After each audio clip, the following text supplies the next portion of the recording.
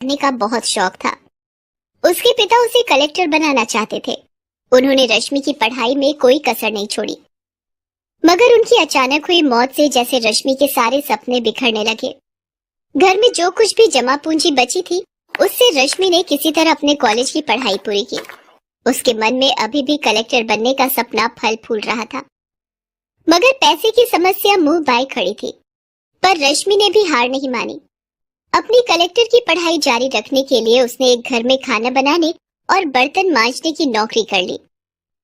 जब उसके दोस्तों ने कहा, अरे रश्मि, तू पढ़ी लिखी ग्रेजुएट होकर अब बर्तन मांजने और खाने बनाने का काम करेगी? कोई भी काम छोटा या बड़ा नहीं होता, और फिर ये काम मैं अपना जीवन गुजारने के लिए नहीं, बल्कि अपने सपने को पूरा करने के लिए कर रही हूँ। फिर रश्मि ने काम शुरू कर दिया। दिन भर वो जी तोड़ मेहनत करती और शाम को घर आकर पढ़ाई करती। जहाँ वो काम करने जाती थी, वहां से उसका घर करीब 5 मील पर था। तेज चलने पर भी 9 बजे रात से पहले घर नहीं पहुंच पाती थी। रात को लालटेन के सामने थकी हारी पढ़ने बैठती और ना जाने कब सो जाती, उसे पता ही नहीं चलता। उस पर इतना जी तोड़ काम करने के बाद भी उसकी कमाई इतनी नहीं हो पाती थी कि वो तैयारी के लिए सारी किताबें खरीद पाती। कोचिंग करना तो दूर की बात थी। फिर भी रश्मि हिम्मत नहीं हार रही थी। जिस घर में रश्मि काम करती थी, उस घर का बेटा अमित भी यूपीएससी की तैयारी करता था। एक दिन काम करते हुए रश्मि ने अपनी मालकिन से पूछा, माँ जी, क्या अमित भैया भी यूपीएससी की तैयारी कर रहे हैं? हाँ, पर तुझे उससे क्या? तू अपना काम कर। बड़ी आई इंक्वायरी करने वाली की कौन क्या पढ़ रहा है।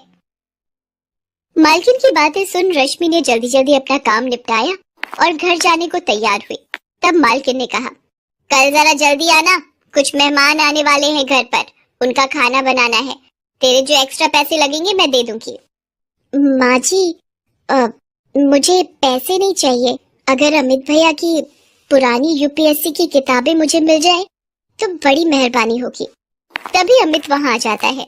रश्मि की आखिरी बात उसके कानों में पड़ जाती है। वो उसका मजाक उड़ाते हुए कहता है, अच्छा, तो तू कलेक्टर बनेगी है? अरे औकात में रह अपनी। तुझे पता भी है कि यूपीएससी क्या चीज है? अच्छे अच्छों को नानी याद आ जाती, नानी। तेरे जैसे लोग कलेक्टर बनने लगे तो हो गया देश का उद्धार। अमित की बात पर उसकी माँ भी जोर से हंस पड़ी। रश्मि दुखी मन से वहां से निकल पड़ी। इस बात ने उसे थोड़ा दुखी तो किया, मगर उसके हौसले को तोड़ नहीं पाई। चाहे कितना भी मजाक उड़ा ले मेरा, मैं तो अपने सपने को पूरा करके ही दम लूंगी। आज से मैं 10-10 घंटे पढ़ूंगी। अब चैन से उसी दिन सोऊंगी जब मेरा सपना पूरा हो जाए, और अगर मैं इस सपने को पूरा करने के लिए मर भी गई तो वही सही। रश्मि ने ठान तो लिया, मगर किताबों की समस्या अभी भी हल नहीं हुई थी। अगले दिन वो फिर काम पर गई। वहां उसने सारे मेहमानों का खाना बनाया और जब सब मेहमान खा पी कर चले गए, तब वो मालकिन के पास गई और बोली, माँ जी, सारा काम हो गया। आपने कहा था कि आप कुछ एक्स्ट्रा पैसे देंगी। अगर कुछ पैसे मिल जाएं तो मैं उनसे किताब खरीद लूंगी। मालकिन का सारा काम तो हो गया था, इसलिए उसके मन में कुटिलता पनप गई। उसने कहा, अरे तुझे किताबें ही चाहिए ना, तू अमित की किताबें लेती जा और उन्हें पढ़कर वापस कर देना। रश्मि को यही तो चाहिए था। उसने तुरंत हामी भर दी। फिर उसकी मालकिन ने अपने बेटे अमित को बुलाया और कहा, बेटे, इसे अपनी कुछ किताबें दे दे, ये 2-3 दिनों में उसे पढ़कर वापस कर देगी। माँ के कहने पर अमित ने अपनी कुछ किताबें लाकर रश्मि को दे दी। इसके बाद तो जैसे ये सिलसिला ही चल पड़ा। मालकिन रश्मि से मनचाहे काम करवाती और बदले में उसे कुछ किताबें पढ़ने को मिल जाया करती थी। मालकिन को इसमें अपना फायदा नजर आता था। उधर किताबें मिलने से रश्मि में एक नया जोश भर गया। अब वो दुगने उत्साह से अपनी तैयारी करने लगी। अमित की वो किताबें जो अलमारी में रखी धूल खा रही थी, उनके भी भाग्य जाग गए। एक दिन मालकिन ने काम करती हुई रश्मि से पूछा, क्यों रश्मि, तेरी पढ़ाई कैसी चल रही है? अब तो तुझे किताबें भी मिल रही हैं। रश्मि कुछ बोलती इससे पहले ही वहां अमित आ गया और बोला, अरे इसकी पढ़ाई कैसी चल रही होगी? सारा दिन तो ये यहाँ रहती है, पढ़ाई क्या खाक करेगी? क्यों रश्मि, तुझे पता भी है कि इस परीक्षा में कितने पेपर होते हैं?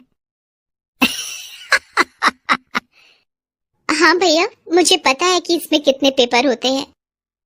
मेरी तैयारी दोनों पेपरों के लिए पूरी है। अच्छा, तुम मेरे एक सवाल का जवाब दो कि खजुराहो के मंदिर का निर्माण किसके शासनकाल में हुआ था? अमित की हवा निकल गई। उसे इस सवाल का जवाब नहीं पता था। क्या हुआ भैया? ये तो बहुत मामूली सा सवाल है, आपको इसका जवाब नहीं पता क्या? अमित कुछ नहीं बोला और चुपचाप वहां से चला गया। आज रश्मि ने अपनी सारी बेइज्जतियों का जवाब एक झटके में दे दिया था। रश्मि पूरी लगन से अपनी तैयारी करती रही। उसने पूरी परीक्षा का सिलेबस परीक्षा से 2 महीने पहले ही खत्म कर दिया। निश्चित समय पर परीक्षाएं हुई और रश्मि ने आसानी से प्री एग्जाम निकाल लिया। उधर अमित अपनी तमाम कोशिशों के बावजूद भी इसमें सफल नहीं हो पाया। रश्मि ने प्री की अपनी सफलता की बात किसी को नहीं बताई। जब तक मैं इंटरव्यू नहीं पहुंच जाती तब तक किसी को ये सब बताना ठीक नहीं है। इस तरह लगातार परिश्रम करते करते रश्मि ने मेंस की परीक्षा भी पास कर ली। अब सिर्फ इंटरव्यू देना बाकी रह गया था। इंटरव्यू से एक दिन पहले, देख रश्मि, कल अमित का जन्मदिन है, काफी सारे मेहमान आने वाले हैं, तू जरा जल्दी आ जाना। लेकिन माँ जी, कल तो मेरा आना मुश्किल है, कल मेरी आखिरी परीक्षा है। हाँ, बढ़िया ही परीक्षा देने वाली, जितना बोला उतना कर। अगर कल तू नहीं आई तो फिर तुझे दोबारा यहाँ घुसने नहीं दूंगी। रश्मि ने मालकिन की बात नहीं मानी और निश्चित समय पर इंटरव्यू देने गई। मालकिन ने उसी दिन दूसरी नौकरानी रख ली। आने दो उस नवाबजादी को पगार मांगने, ऐसी खरी खोटी सुनाऊंगी कि जिंदगी भर याद रखेगी। मगर रश्मि उस दिन के बाद फिर कभी उस घर में नहीं गई। ईश्वर ने उसके भाग्य में कुछ और ही लिख रखा था। इधर मालकिन उसे खरी खोटी सुनाने का इंतजार करती रही, उधर यूपीएससी की परीक्षा का परिणाम आ गया। रश्मि ने 67वें रैंक के साथ न सिर्फ ये परीक्षा पास की थी, बल्कि टॉप 100 में भी आई थी। शहर के सारे अखबार उसकी कामयाबी के किस्सों से भरे थे। अमित और उसकी माँ ने जब अखबार के पहले पन्ने पर रश्मि का नाम और उसकी प्रशंसा देखी तो उनके मुंह खुले के खुले रह गए। कल तक उनके घर में काम करने वाली ने आज अपनी मेहनत के दम पर वो मुकाम हासिल किया था कि अमित और उसकी माँ जैसे लोग उसके आसपास भी नहीं फटक सकते थे। उधर रश्मि आज बहुत खुश थी। आज उसकी सफलता ने न सिर्फ उसका और उसके पिता का सपना पूरा किया था, बल्कि अमित और उसकी माँ जैसे लोगों के मुंह